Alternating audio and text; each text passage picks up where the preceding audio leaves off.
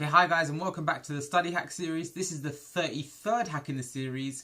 In the last hack we looked at how we can easily remember a formula, and in this one we'll build on that, and it's how to actually use a formula in a question.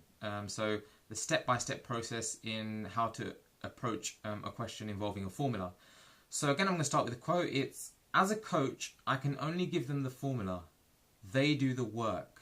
That is by A. Johnson. So I'm going to do this through a GCSE physics as an example, or a question. Imagine there's a question and that says, okay, you have an appliance and it transfers 360 joules of energy in 2 minutes. What is the power of that appliance? So the way we're going to approach this question is through a number of different steps, as I mentioned. And step one is, first you have to identify which formula you have to use. So there are 3 components to that question if you listen carefully. So the first component is energy transferred. The second component is power. And the third component is the time.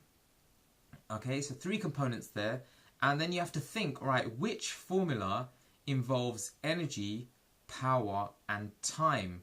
Well, that formula, if you remember from the last study hack, is actually EPT, or energy equals power times time. So that is step 1. You've identified which formula you have to use. Step 2 then is to actually write down that formula. So it would be to write down E equals P times T. Now, the next step is, once you've got that down, well, what is it that the question is actually asking for? Well, in this case, the question is asking for power. And obviously, in the second step, we put energy as the subject. So what we have to do is rearrange the formula to make power the subject. So the third step is to rearrange the formula if necessary. And in this case, we do need to do that. So P is equal to E divided by T. So that is the third step. We rearrange the formula to make power as the subject. Okay, then the next step is to convert any units if necessary. And if we think about it, in the actual formula, energy is meant to be in joules, power is meant to be in watts, and time is meant to be in seconds. So in the question, they gave us energy as 360 joules. Okay, the time was given as 2 minutes. Now, so the energy part is right, where they've given it in joules. The units for that is correct, but the time units is wrong. That is in minutes. So what we have to do first of all is convert 2 minutes into seconds. So the way we do that is by timesing 2 by 60, because there's 60 seconds in each minute, and so we get 120 seconds. So now all the units are correct. We've got energy in joules and we've got time in seconds.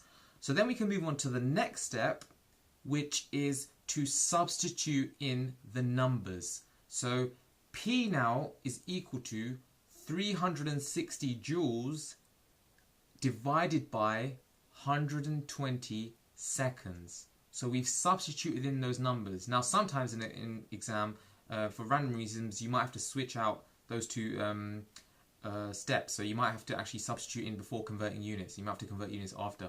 But usually you convert units and then you substitute in, as we've done here. So the final step, when we've substituted in those numbers, is actually then to perform the calculation. So this is step 6. So then we do P equals, well, 360 divided by 120 is 3. And then we finish off by making sure that we actually include the unit for that. And in this case, as we said, the unit for power is watts. So it'll be 3 watts, which is represented by the letter capital W. So there you go. You see how we've broken that question down into multiple steps. And if you follow that process, you should be well served for pretty much most formula questions. Okay, so the action step would be to follow all of those steps in questions that involve formulae. So step 1, identify which formula you need to use. Step 2, write down the formula. Step 3, rearrange it if necessary. Step 4, convert the units if necessary. Step 5, substitute in the numbers. And finally, step 6, perform the calculation and include units.